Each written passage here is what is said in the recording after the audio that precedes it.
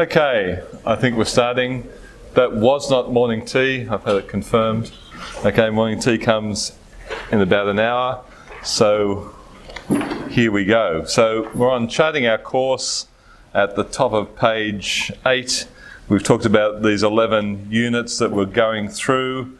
So what we're trying to do here is give a general, not exhaustive overview of Baptist history with a deeper dive into specific people, events and emphases as we go. Depending on where you come from, you will have a different understanding of Baptist history. In some parts of the USA, people live in a Baptist universe where they're surrounded by Baptist churches everywhere, and that's the primary expression of Christianity. Southern Baptist Convention is still the largest Baptist denomination in the world. So some people live in a Baptist universe. I didn't grow up in a Baptist universe. Grew up in a place where Baptist presence was there, but not significant or prominent. And you can think about what part of the universe you fitted in. If you grew up like me in a place which was Sydney, Anglicanism was the primary expression of evangelical Christianity. You may not know much about Baptists. I didn't know much about Baptists. And without scoring another Baptist point, thank you for the first church there in Jerusalem, be encouraged that God has worked significantly through Baptists in the centuries, both in very out-of-the-way places as people faithfully got on with the job of loving God, serving Christ, and being part of a local church. And also God has significantly worked in some, if you ask a general question of who's one of the greatest preachers in church history, a lot of people would say Charles Haddon Spurgeon, the Prince of Preachers. And who was Charles Haddon Spurgeon? He was a Baptist. And if you ask the question, well, who was one of the greatest missionaries? Who was the father of modern missions? Oh, it was William Carey. And who was he? Well, he was a Baptist. If you ask the question, well, who was one of the greatest writers, writing one of the most significant works in the English language, often called the primary novel in the English language, you'd go to Pilgrim's Progress. Who's the author? John Bunyan. Another guy associated with Baptist churches. So there have been some very significant things done. Pilgrim's Progress has been translated, for instance, into more than 200 languages.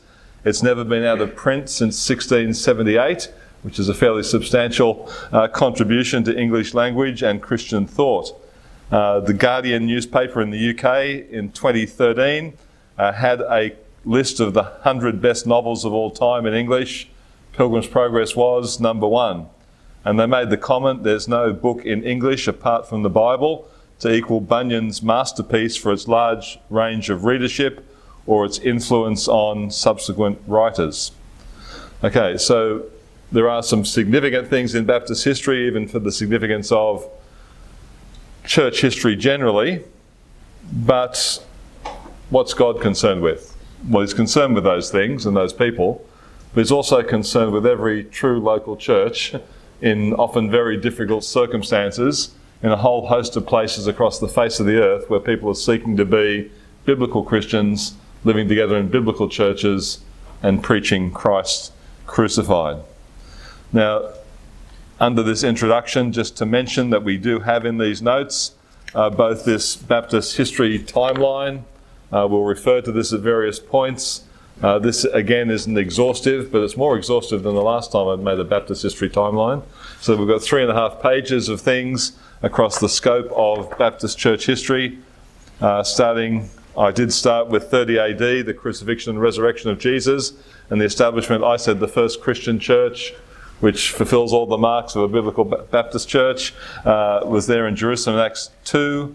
The first recorded Gentile church was established in Antioch, which again was this kind of church. The baptized believers did not have a hierarchy above it, had a regenerate membership, etc. Those principles are there.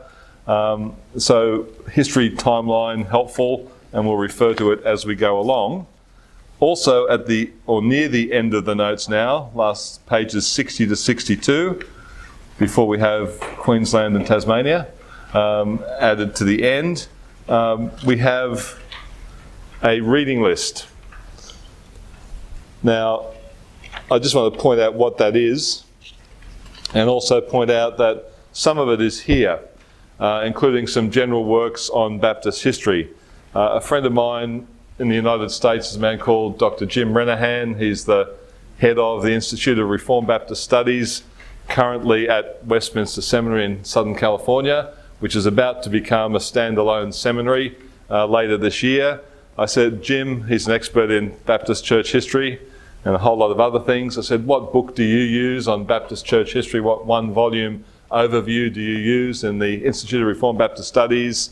And he said, we use this book, Baptists Through the Centuries by David Bebbington, who is a Scottish Baptist historian. So there in the Institute of Reformed Baptist Studies, he says this is a good book that they use. I think it's came out in 2010, yep. But he also said to me, I really can't give you any advice, which I thought, come on, Jim. Because he said maybe it's by his high standards, he couldn't think of a one-volume book that he'd really recommend highly as fulfilling all his qualifications. So he said, that's the one we use. And then he said, this one is just coming out. I think it came out last year, The Baptist Story by Anthony Shute, Nathan Finn and Michael Haken. Again, guys from Southern American Baptist seminaries, 3 different seminaries.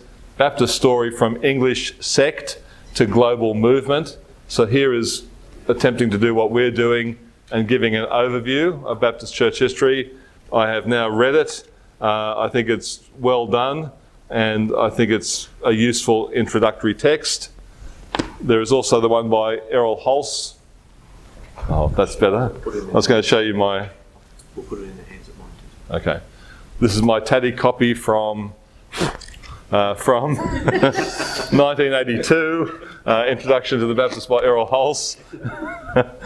This is a nice new edition from Solid Ground Christian Books. No, through Solid Ground Christian Books, which you're all going to get a copy of at morning tea. Morning tea. Yeah. Okay. So that's another great, it's more brief. And the only thing Jim said about this was it was a good book, but he talked too much about the Anabaptists. I actually looked at the book. He doesn't talk that much about the Anabaptists, so, but a very good book. And then this series, I've only got volume 1, put out by Christian Focus or Mentor Books. The Baptists, Key People Involved in Forming a Baptist Identity, is by a guy called Tom Nettles. So there are 3 volumes that take this through to the 20th century. This is the first one, Beginnings in Britain. These are excellent. So if you want to know good Baptist church historian names, Michael Haken is one, Canadian man, and Tom Nettles is another. We'll mention a few others as we go along, but they're both excellent works. More we'll pick up as we go along in their relevant places. But if you want to have a browse, there's a scattering of things there. I didn't bring all the, was it 65 or 70 books on the list with me, but I brought a scattering. It weighs 22 kilos, I know, because it was in my extra suitcase, and you can have a look at those. Okay, so that's timeline and that's reading list. Okay, 1.2 on the list here, prevailing ignorance. Now I think we've done better than average today, so we can be very enthused. But this is what Errol Hulse said in his introduction to that book, An Introduction to the Baptists. He said, most of those who belong to the Baptist family today are unable to claim more than the barest smattering of knowledge of Baptist history. Well, I think we got beyond a barest smattering. I think we got quite a good list here of Baptist distinctives, but there is often an ignorance, and ignorance can affect things in a couple of ways. One is this, that when people think, okay, what does a Baptist church look like? The natural thing to do is look around at the Baptist churches around you. And if you do that, at least in the places where I've been and lived, you could get anything. You could get a very charismatic Baptist church, you could get a very traditional Baptist church, you could get a very liberal Baptist church, you could get almost anything on the theological spectrum, and they've still got Baptist on the sign out the front. So if we're trying to find out what a Baptist church is by looking at contemporary Baptist churches, it'll be an interesting exercise. And also because some of the key things that have characterised Baptist churches over history are often lost or devalued or buried under a whole lot of other stuff. Things which should be primary are now secondary. Things that should be secondary at best are now elevated. And sometimes the only thing, and you don't always even get this, about a Baptist church is it baptises believers on profession of faith. So having a history, having a framework is really helpful to think through what is a Baptist church and what kind of church do we want to be. Now we answer the question, what kind of church we want to be from the scriptures and not from history, okay? But history can be a very helpful secondary discipline to show other sincere people seeking to work out the principles of scripture in their lives and their church situations. And they faced a whole host of challenges, as we'll also face a whole host of challenges in our own day. So our basic aims of this course is one, familiarity. Okay? I want you to be familiar with the flow of Baptist history, some of the key people, places, events, issues, and emphases of Baptist history. So that's a basic aim, that you know more going out as you did when you came in, even though you can't remember everything. That you've been exposed to a lot of stuff from history which will help you understand this topic. Number two is, in doing this, I'm establishing a framework that can be built upon. Okay, so you've got an overarching view, an overview of Baptist history, and then you can plug in things like, oh, I want to read about Charles Haddon Spurgeon. This was my first Baptist history book. This is a newer edition because mine fell apart through underlining and various text marking, etc. But this revolutionised my thinking as a 20-year-old, 21-year-old, I think, when I first read this book. And, oh, who's this guy? Charles Haddon Spurgeon. This is by Ian Murray, produced by Banner of Truth. So you can go in various directions and learn more. This is a biography about William Carey. There's a classic one by his relative S. Pierce Carey. This is another one by Timothy George. So you've got a platform, a framework, and you can dive into those areas and build on that framework. And also, this is a modern book from Banner of Truth, written by Geoffrey Thomas, a Welsh Reformed Baptist guy. It's Ernest Reisinger, who is an American involved in the Southern Baptists, or was up until his death. Very good book, and that's actually a free copy which I'm going to give to somebody. If you're listening very carefully. No. I brought it with me to give it away, so I'm open to bribes and... No. If you was the person in the group that knows nothing, that would be a great place to start. Yeah, it could be. We do have a BBC live. Yes, you do. It's in there? Aren't you? Okay. But to supplement your BBC library, or if you're not at BBC, it could be useful. Okay. The other aim, and this is an important one, is to use the familiarity that we have and the framework that we build to help us practically in our quest to be thoroughly biblical churches. Okay? That's the million-dollar aim, that understanding history, I mean, I don't know. Maybe you love history, maybe you hate the thought of history, maybe you were bored by history, whatever your background. Learning about these things, you don't have to memorise the dates and know all the names, but learning about these things and these principles helps us in our quest to be thoroughly biblical churches in our own day. We'll see what churches were like in Scripture. We'll see how people genuinely sought to work that out in practice, learning from good examples and avoiding bad examples. Also on this page, number 1.3 is controlling perspective. Well, I think we've already mentioned this, but our interest in Baptist history as Baptists is special, but it must never be sectarian, okay? In other words, we don't sort of dig in the lines. We're a Baptist church and then we throw the hand grenades at the Presbyterians or whoever else, or the Anglicans. That's kind of a sectarian mindset. It's our sect, it's our party, it's our group, and we love our group and we don't like anybody who's not in our group. Well, that's rubbish theologically and biblically. So that's not why we're doing this. We're not arming ourselves with missiles to hurl at other denominations or groups of churches or Christians. So our interest is special because here we find people who are seeking to work out biblical principles which we've also identified as valuable. So it gives us some real interest. I love Luther and Calvin and all those other Reformation guys and lots of other parts of history. My garage bookshelves are groaning under the weight of historical and biographical works about every kind of Christian history. But we're looking at Baptist history this week. So it's special because we're Baptists, but it must never be sectarian. So I'm not coming this week waving a Baptist flag.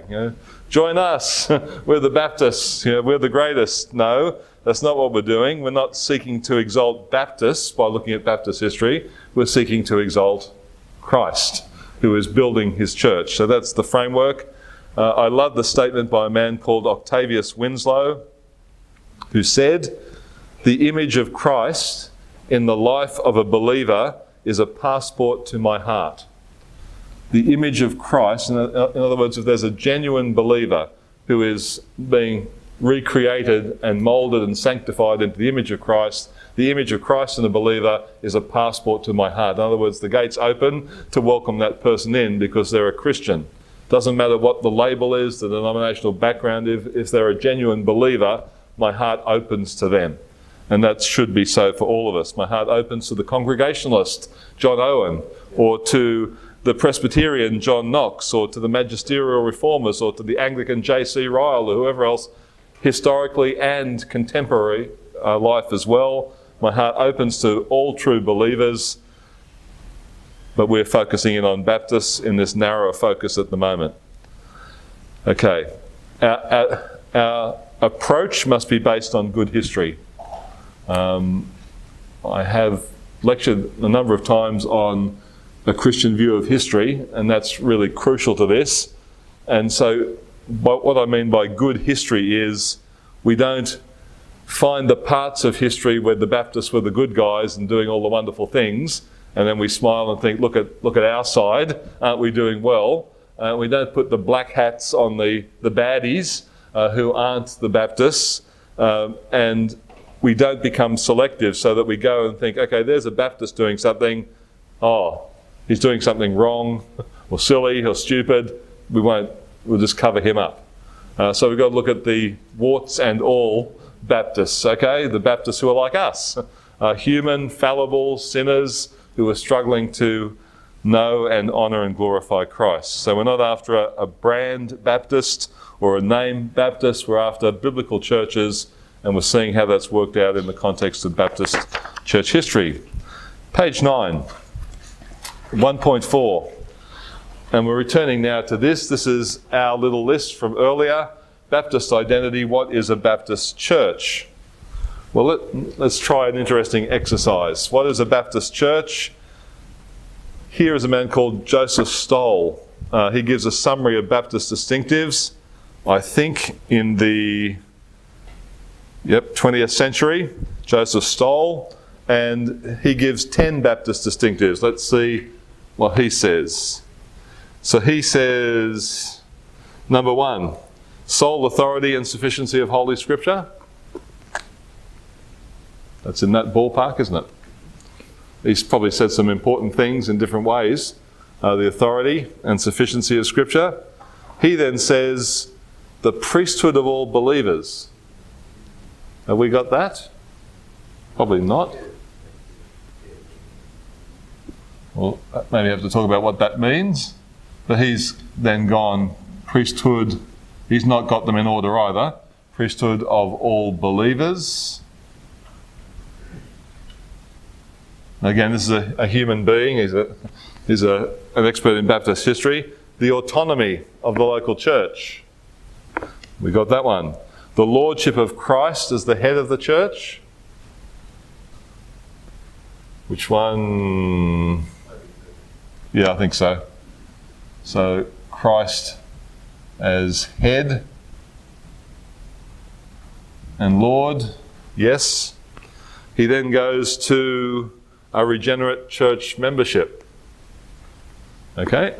He then goes to a baptized church membership, which is there. He then goes to the Lord's Supper and the discipline of the church. Have we got church discipline? No. Okay, so by which he probably means we're careful about who comes in, and we're careful about the basis that people stay in the church. So we are careful about membership and who comes into membership. We don't build a lot of qualifications for membership above the scriptures, but we are careful that a person is a professing believer and gives evidence of a credible profession of faith. And we also guard not only the front door but the back door. So if someone in the church starts believing false things contrary to scripture and starts living in a way dishonouring to Christ, then that person is addressed and counselled and called to repent and helped. And if they continue on in that way of living, then there is a back door, which is church discipline, sometimes the point of excommunication outside the church. And he says this is a mark that he has on his list. Separation of church and state, he has on his list. The doctrine of grace.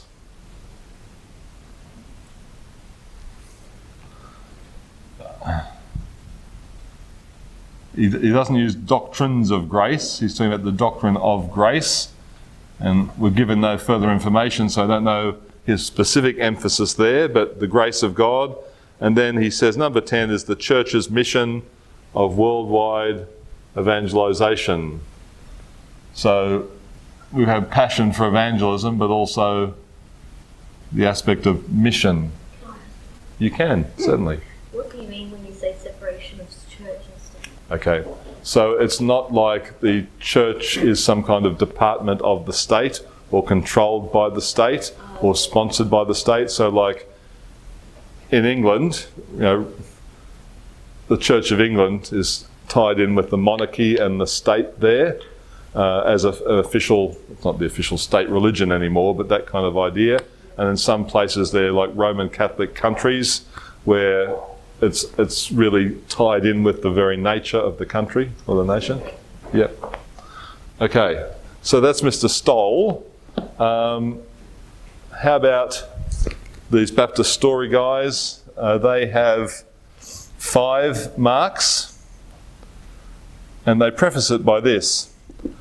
They say, when one examines all these sources, it becomes clear that Baptists hold the vast majority of their beliefs in common with other Christians.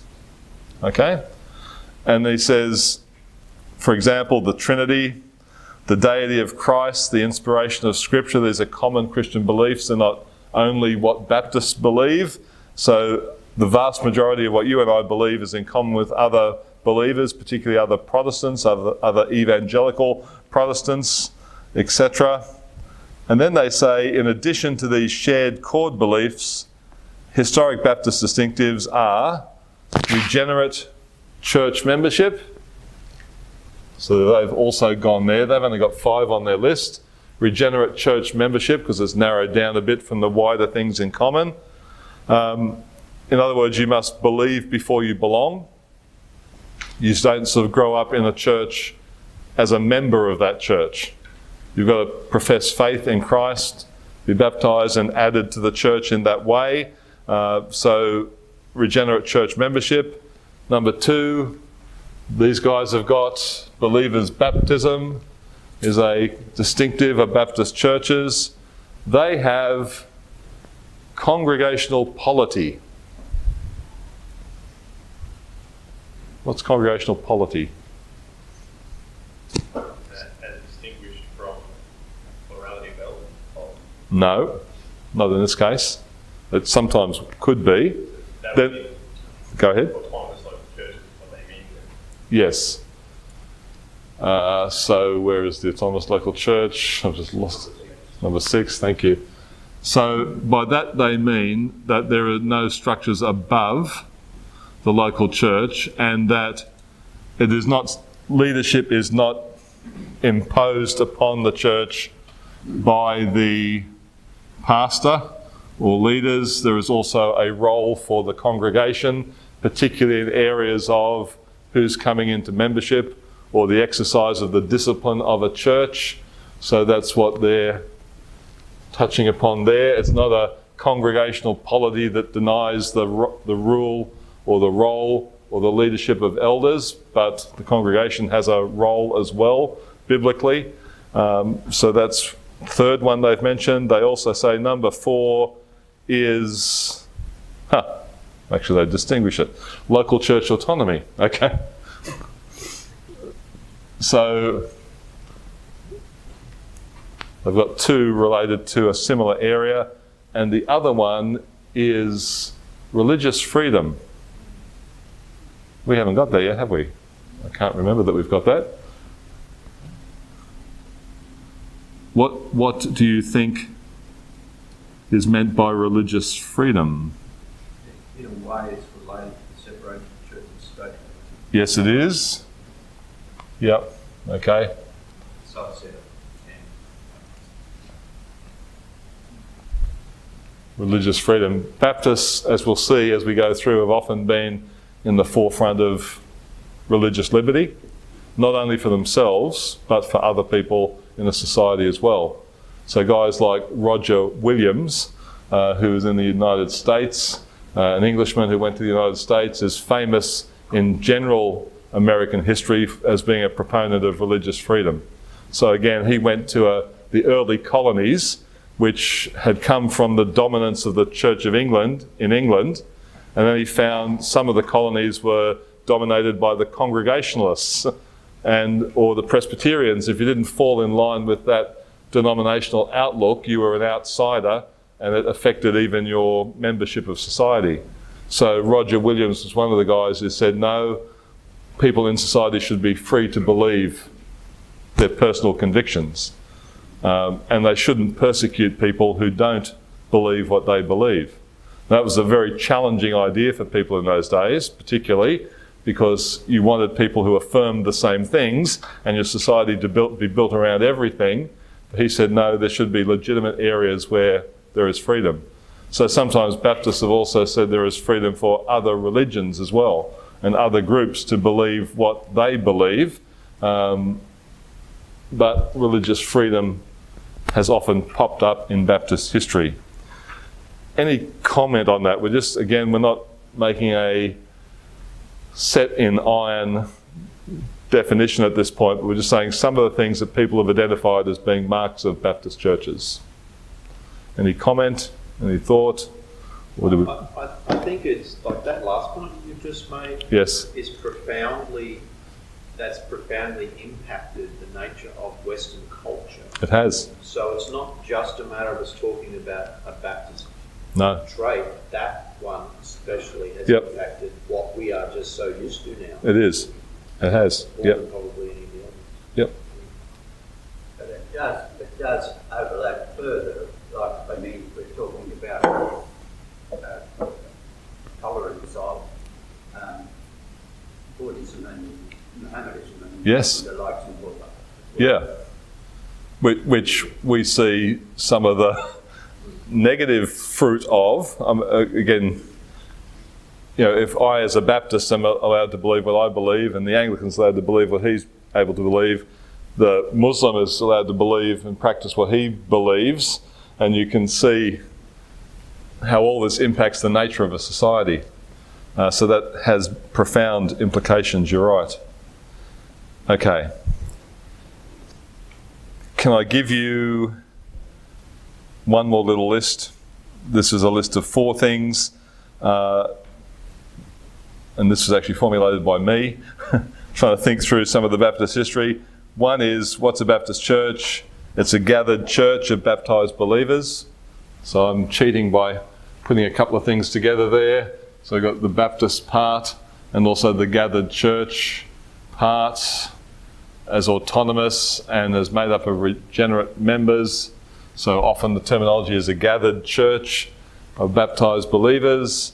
Number 2, I had the biblical necessity of practical godliness or discipleship, which again is in this area of, that's been mentioned here, that you don't just become a Christian and become part of the church and you believe certain stuff, but you can live as you like.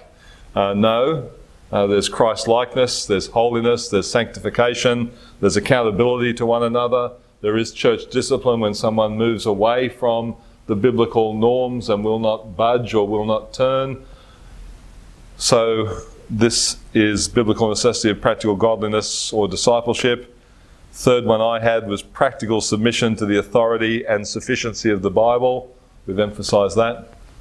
And notice I'm saying not just we affirm the authority of the Bible and the sufficiency of the Bible, so it's not the Bible plus, it's the Bible alone, sola scriptura, but it's practical submission to.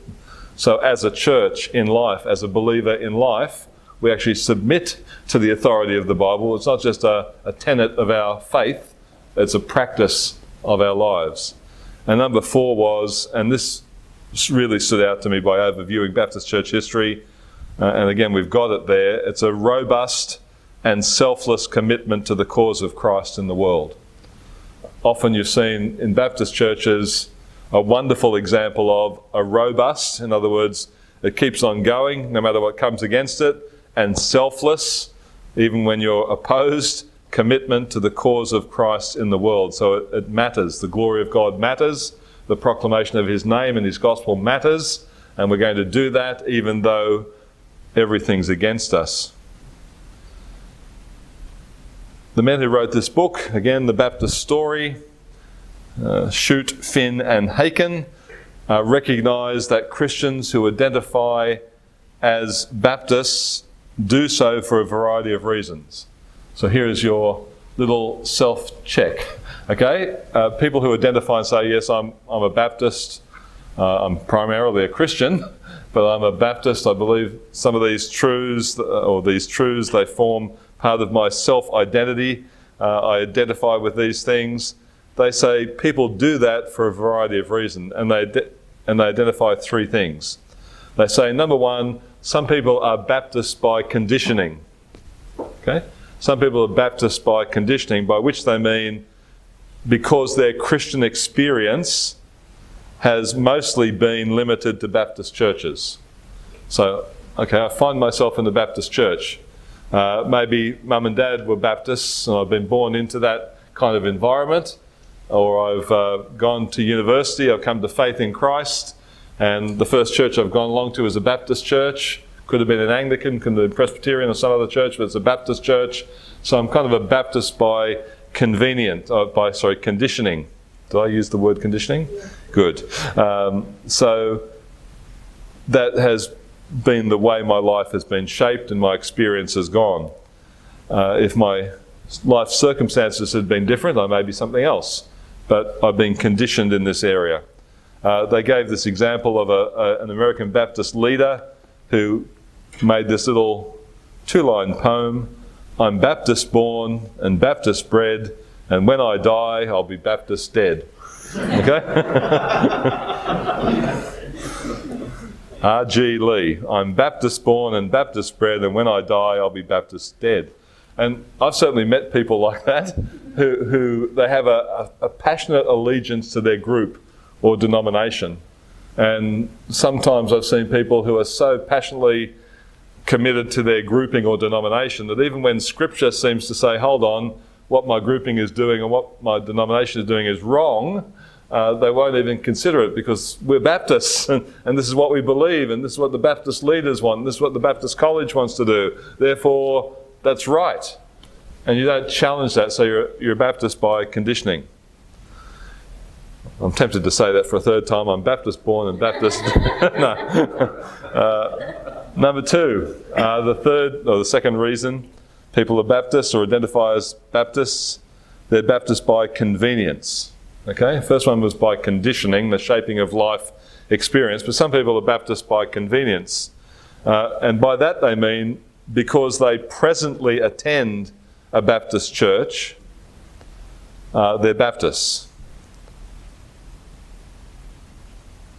So they go to church, and what moves them can be a variety of things. It might be they like good preaching, which is a good reason. They like good preaching, so I'll go here. Oh, it happens to be a Baptist church, fair enough. Happens to be an Anglican church, fair enough. But they're Baptist by convenience. Or maybe they say, what's important to me is music style. And so I'll go to this church because it has this type of music.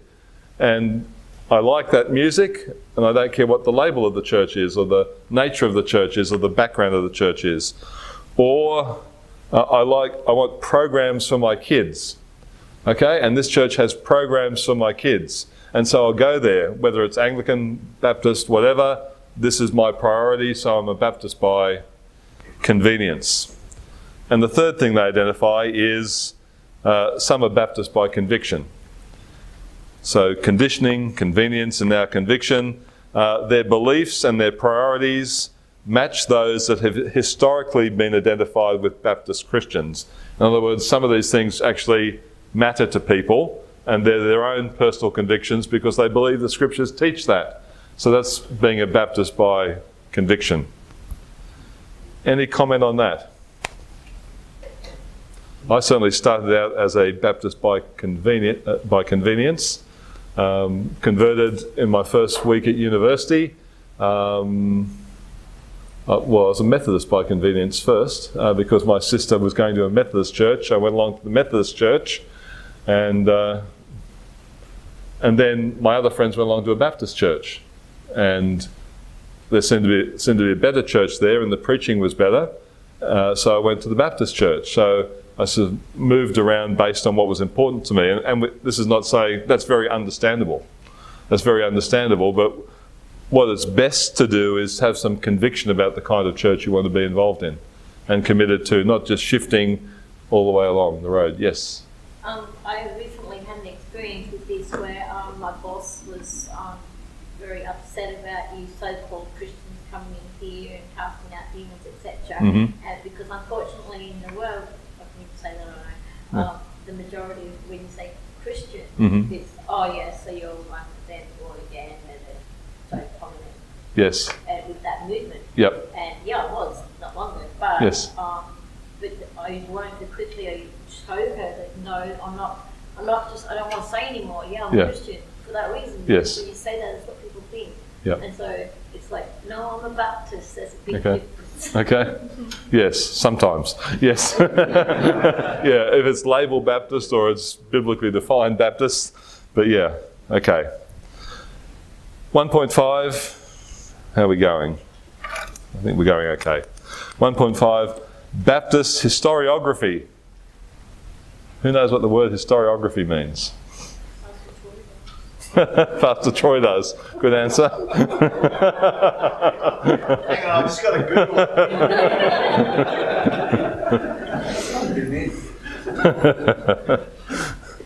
Historiography, Sam, we were talking about in the car yesterday.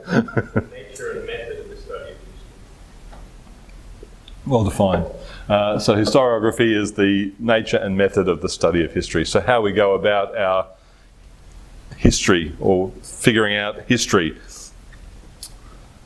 Now, here I'm just simply mentioning that there are three basic views of Baptist history. Three different historiographic methods of doing Baptist history.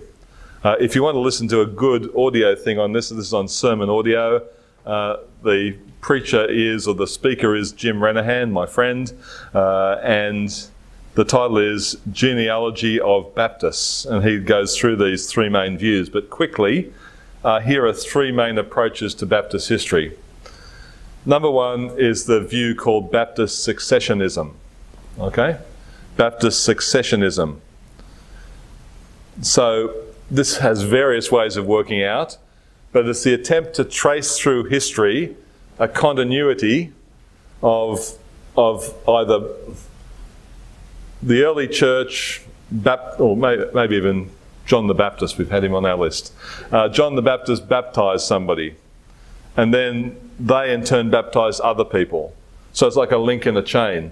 And you're trying to find all the links in the chain. He baptized him, and that went down through the 1st century, 2nd century, down to today. So it's called Baptist successionism. Maybe you're looking at it in that way of who baptized who, or maybe you're looking at churches. So here was the church in Jerusalem, or the church in Antioch, or the church in Thessalonica, and they planted this church, and that church planted this church. And you're trying to find all the links in the chain to establish that my church, say, Grace Baptist Church in Christchurch, New Zealand, is a genuine Baptist church because it can trace the succession of Baptist churches back to the original churches in the New Testament. Okay, that's Baptist successionism. Has all sorts of shades. Sometimes it's held by people in the States, particularly called landmark Baptists, landmarkism.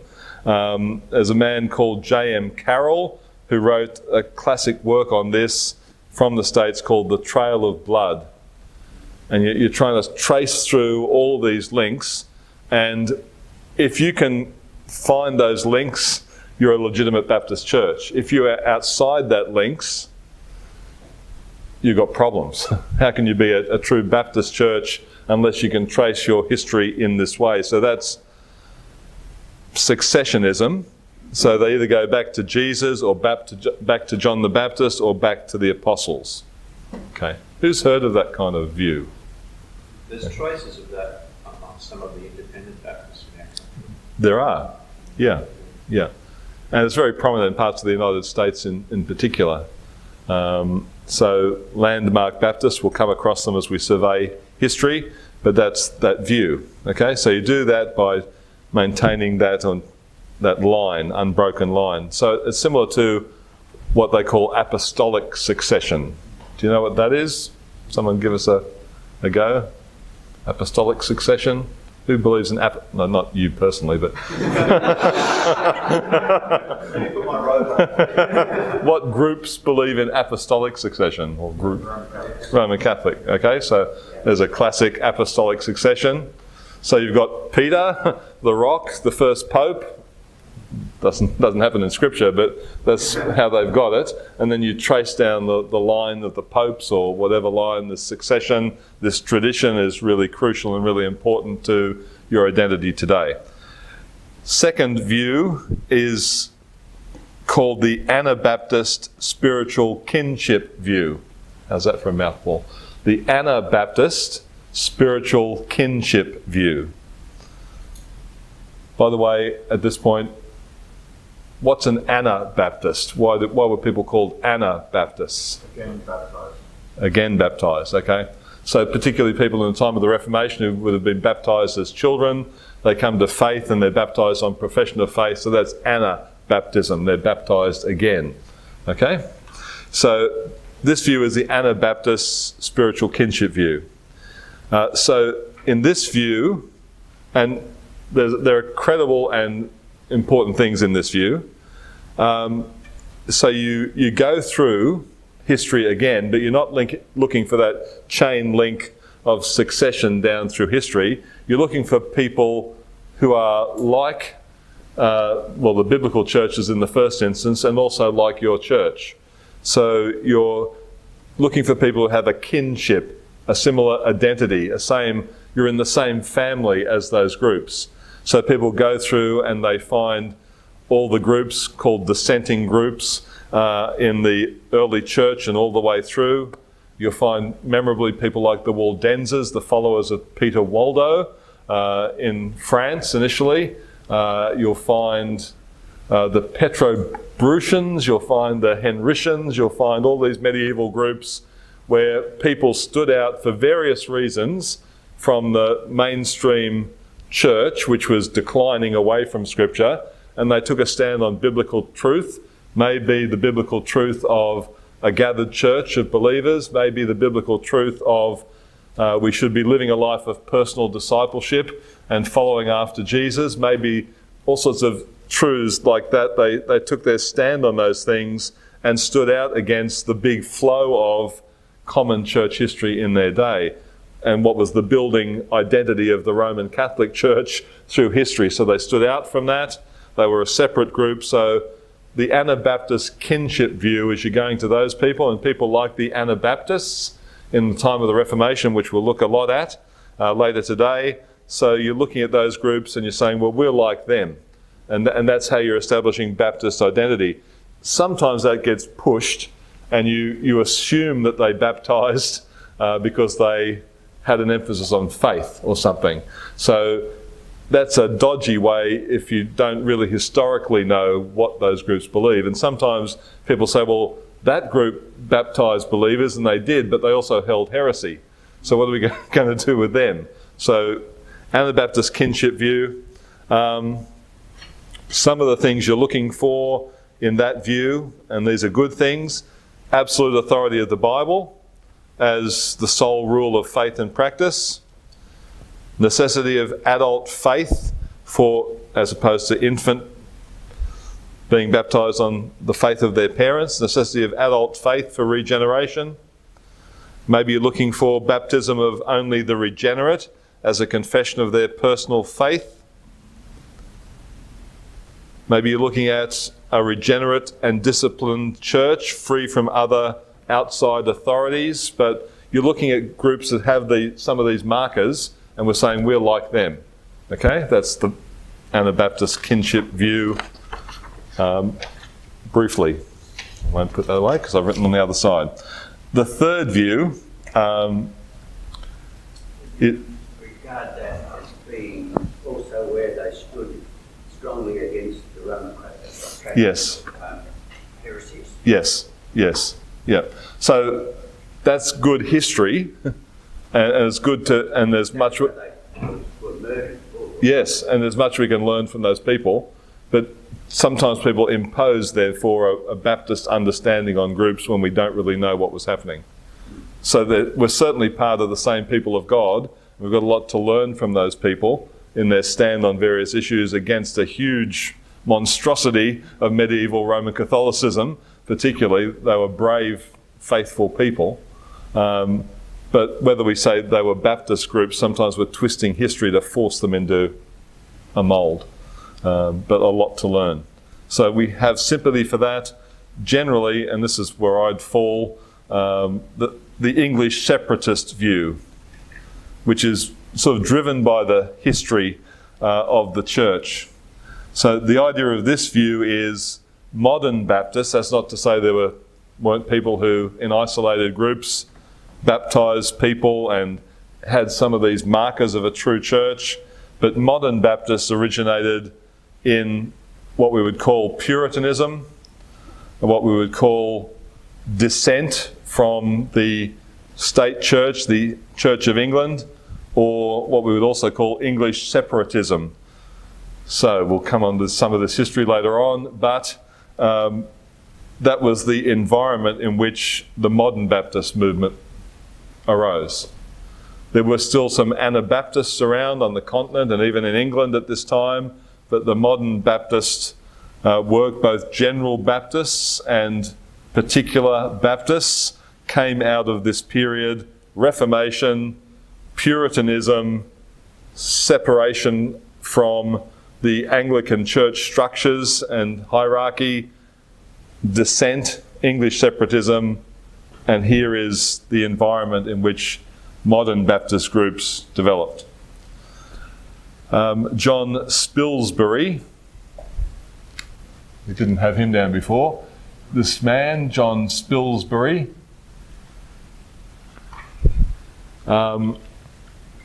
recovered the practice of believers' baptism by immersion. We'll talk about the history of that a little bit later.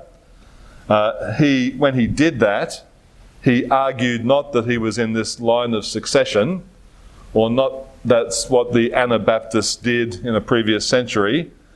He argued that baptizing believers by immersion was the biblical practice and was one of the elements that constituted the true church.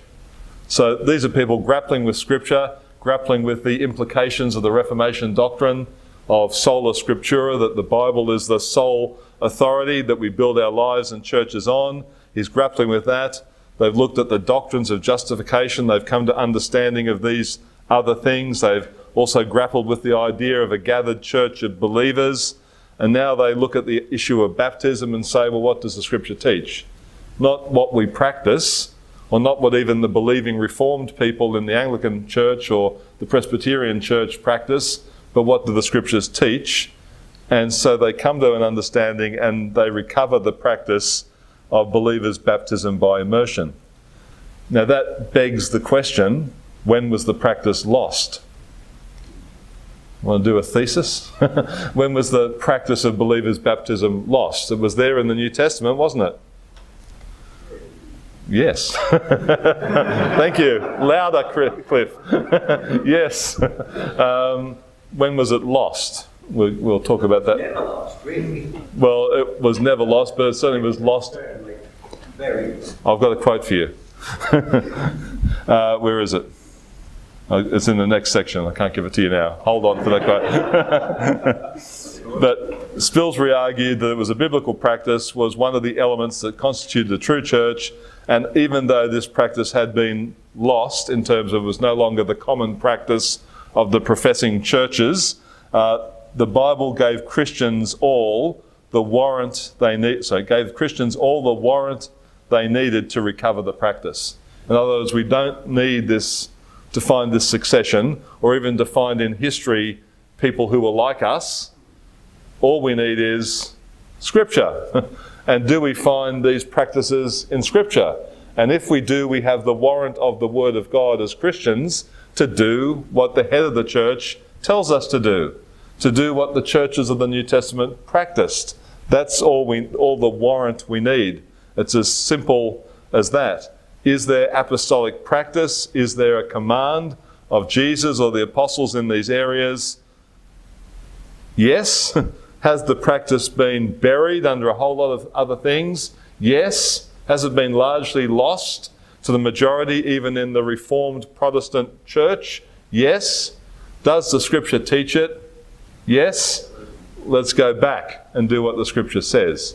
That's the mindset here. Tom Nettles, which probably is Thomas, says that Spilsbury defined the church according to 4 elements. So this man here, who recovers the practice along with others of baptism of believers by immersion, he says, here are 4 elements of Spilsbury's understanding of what a true church is. Number 1, a true church is where the Word of God is faithfully preached. Amen, Cliff? Yes. Okay. So we've got a true church is a place where there's a faithful preaching of the Word.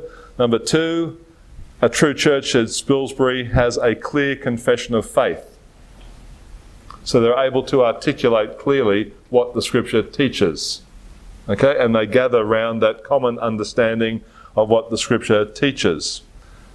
Number 3, according to Spilsbury, a true church also has this element of voluntary participation together by covenant built upon the truths of Scripture.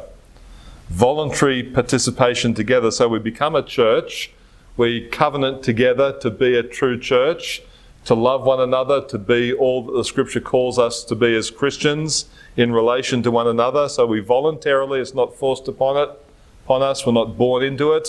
We voluntarily participate, we join together, we covenant together, and we covenant together on the basis of the truths of Scripture, often as crystallised or summarised in a confession of faith.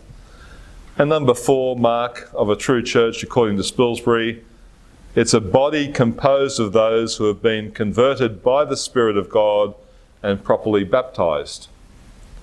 So in the true church, he said, you've got people who have been born again from above, born again by the Spirit of God, and they've been properly baptised, which he says this is the baptism taught in Scripture. Okay. Benjamin Keach, who we mentioned before, another early particular Baptist, said, there are many pillars to the church, and if some pillars are not currently present, it doesn't unchurch that church. In other words, if the idea or one pillar being baptism of believers has been lost, it doesn't mean that the churches which are continuing on are necessarily not true churches. Doesn't mean the Lutheran church wasn't a true church, or the Presbyterian church wasn't a true church, but it doesn't unchurch a church if they're still holding to the gospel and the headship of Christ and the fundamentals of those truths.